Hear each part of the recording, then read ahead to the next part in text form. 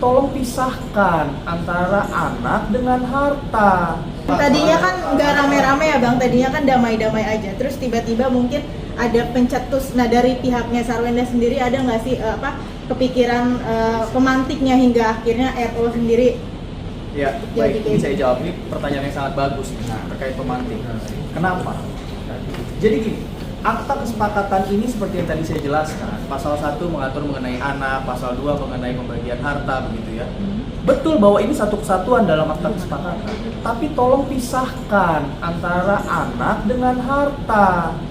Anak ini bukan benda kan, katanya kan? Benar, memang bukan benda dan kami tidak pernah menggabungkan itu. Tapi justru ketika ada komunikasi yang buruk, komunikasi yang tidak berjalan dengan baik, usaha yang belum maksimal, sehingga mengakibatkan RO mungkin belum dapat bertemu dengan anaknya, lalu kemudian apakah layak ketika hak-hak anak itu lalu diabaikan?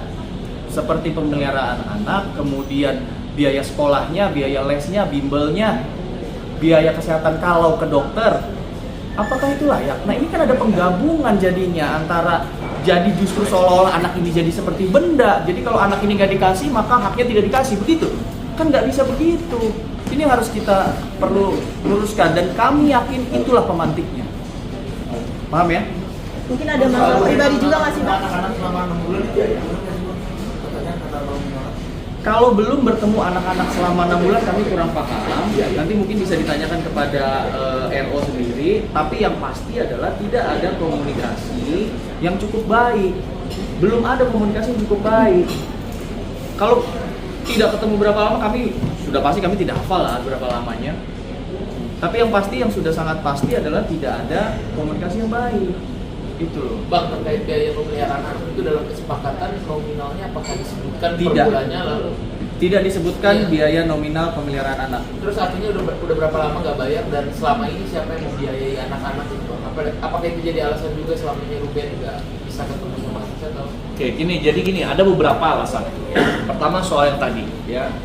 Dari pihak mereka menyatakan bahwa anak ini kesannya tidak diberikan. Padahal fakta yang kami temui belum ada permintaan yang real, ya, dalam bentuk WA, telepon dari bapaknya kepada ibunya atau dari suaminya atau mantan istrinya kepada mantan istrinya. Nggak ada tuh. Ya. Jadi kalau belum ada itu terus dibilang mempersulit, kita bingung juga, ya. Yang kedua, terkait dengan ada permintaan bahwa sertifikat dari aset yang dibagi tadi diminta sama pihak RO melalui kuasa hukumnya. Ada WA dari saya. Tetapi di dalam perjanjian harus ingat bahwa untuk mendapatkan sertifikat itu RO ini harus menyelesaikan kewajibannya di bank. Kalau ini nggak diselesaikan, kita tidak bisa menyerahkan sertifikat itu. Itu ada di perjanjian. Bagaimana seorang bisa menyerahkan ini atas namanya, sertifikatnya atas nama Wenda mau diminta sama pihak mereka. Memang disepakati itu punya mereka, tetapi ada syaratnya, di perjanjiannya pun ada syaratnya. Ya. Berapa lama itu Bang? Ruben udah membiayai Tadi mulai tahun berapa? Berdasarkan data yang kami miliki dan bukti-buktinya sejak akhir tahun 2025 sampai saat ini.